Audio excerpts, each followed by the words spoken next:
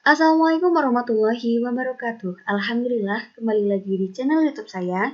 Kali ini kita akan belajar tentang penulisan dan operasi aljabar pada matriks berordo 3x3 di aplikasi Scilab tentunya. Oke, sebelum kita praktekkan di Scilabnya, kita perlu pemanasan dulu tentang materi matriks. Nah, kita akan belajar tentang bagaimana penulisan dan operasi matriks operasi aljabar matriks menggunakan aplikasi Scilab.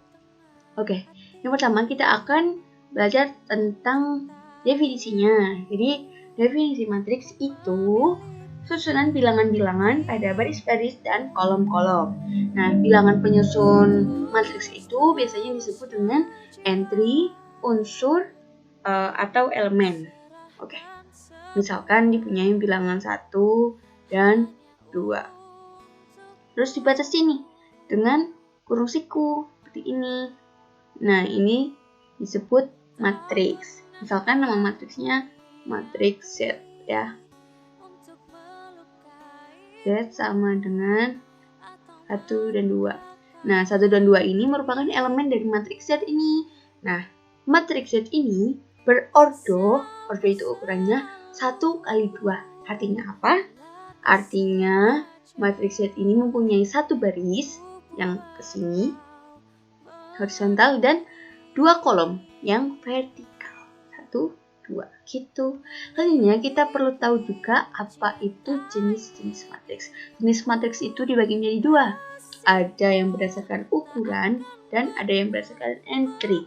Yang berdasarkan ukurannya itu ada matriks baris, matriks kolom, dan matriks persegi. Sementara yang berdasarkan entry-nya itu ada matriks 0, matriks diagonal, matriks identitas, matriks skalar, dan matriks segitiga. Segitiga atas dan segitiga bawah. Selanjutnya kita perlu tahu juga apa itu operasi matriks. Operasi matriks juga dibagi menjadi 2, yakni operasi matriksnya dan operasi elemen matriksnya. Operasi matriksnya itu apa aja? Operasi matriksnya itu ada penjumlahan, pengurangan, pembagian, terus ada lagi perkalian dengan bilangan real, perkalian dengan antar matriks, gitu. Terus yang elemen matriks, operasi antar elemen matriks itu misalkan perkalian elemen matriks, pembagian elemen matriks, dan berpangkatan elemen matriks. Oke. Sekarang kita langsung praktekkan tentang penjumlahan matriks ya. Kita langsung nyoba di SciNote, soalnya pasti teman-teman udah bisa ya nyoba di Scilab konsolnya. Jadi kita nyoba yang pakai bahasa pemrograman. Nah, di sini kita akan membuat matriks berordo 3x3. Nah, caranya gimana? Misalkan kita dipunyai matriks A. Kita akan menginput, apa yang diinput? Yang diinput itu elemennya ya. Masukkan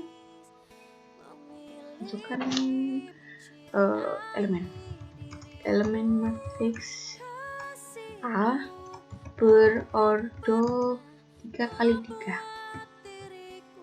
Atau teman-teman bisa menulisnya berordo n kali n ya. Lainnya ada matriks B. Ada A, ada B. Sama kayak yang atas, masukkan elemen matriks B berordo 3x3.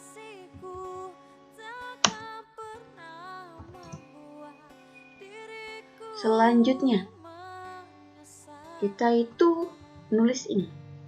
B1 spasi K1. Ini apa artinya? Artinya ini matriks berukuran B1 K1. Nah, ini ukurannya siapa? Ini itu merupakan ukurannya si A, matriks A-nya. Selanjutnya, kalau ukuran matriks A ada, berarti ukuran matriks B juga harus ada ya. B2 K2. Nah, dengan size-nya si B. B gede. Nah, selanjutnya kita pakai for foreign. For I, misalkan ya, I sama dengan 1 sampai B1. Artinya apa? Berarti ini dibatasin ya dari ukurannya itu dari 1 sampai B1. B1-nya itu berapa? B1-nya itu ukuran dari si A ini. Si A ini berarti kan barisnya itu dan kolomnya itu mau 3 kali 3. Begitu juga dengan si B. Gitu. Kita lanjut. For J sama dengan 1 sampai yang K2. Terus ada lagi for K sama dengan 1 sampai K1. Ya. Terus kita misalkan hasilnya itu penjumlahan dari matriks A dan B itu misalkan jadi matriks D. D sama dengan A ditambah B. Itu kita matikan. Nah, ada N-nya. N-nya kok nggak otomatis keluar ya? Biasanya otomatis keluar ya. Nah, terus kita akan menampilkan apa? Menampilkan hasilnya. Nah, begini.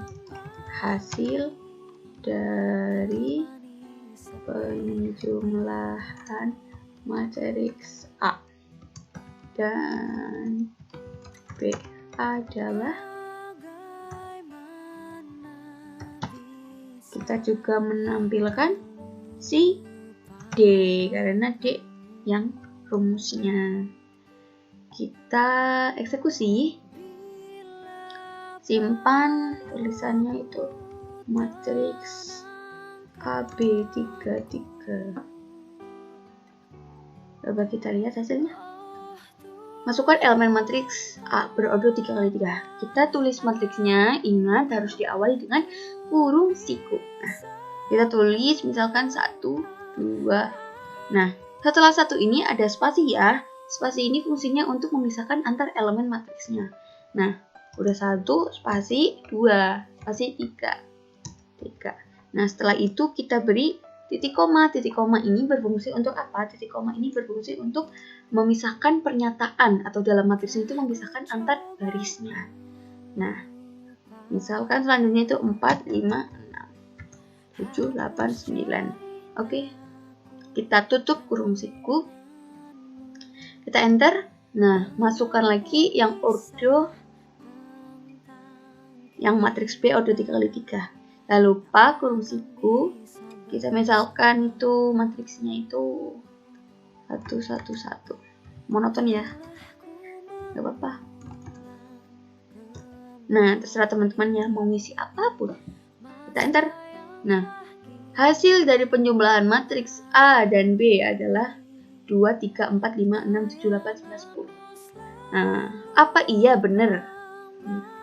Nah, kita mau membuktikannya di saya lihat konsol dulu. Misalkan dipunyai matriks A itu, nah ini ya 1, 2, 3, 4, 5, 6.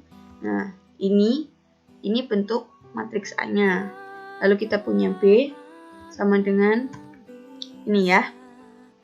Kita enter, ini bentuk matriks B-nya. Lalu kita tulis A plus B. Kita buktikan apa sama dengan ini atau tidak. Kita enter. Nah, ternyata hasilnya sama ya. Lalu kita lihat analisisnya. Analisis programnya dipunyai matriks A dan B. Sama ya, seperti itu. Nah, selanjutnya kalau penjumlahan berarti A1, A1,1 artinya berarti matriks A baris 1 kolom 1 ditambah matriks B kolom 1 kolom 1. Baris 1 kolom 1 itu ada 1 dan yang B itu juga 1. Nah, hasilnya 2 dan seterusnya menghasilkan ini matriks D yang baru. 2, 3, 4, 5, 6, 7, 8, 9, 10. Oke, itu cara penjumlahan matriksnya di SciNote. Kalau yang pengurangan berarti tinggal diganti tandanya ya, min di sini ya. Min nih. Di sini. Di rumusnya. Jangan lupa kalimatnya juga diperbaiki. Kalau perkalian juga tinggal diganti pakai bintang. Tulisan pernyataannya juga diganti perkalian. Nah, seperti itu. Gimana teman-teman? Saya kira cukup sekian dari saya. Kurang lebihnya mohon maaf. Semoga membantu dan bermanfaat. Sekian dari saya. Wassalamualaikum warahmatullahi wabarakatuh.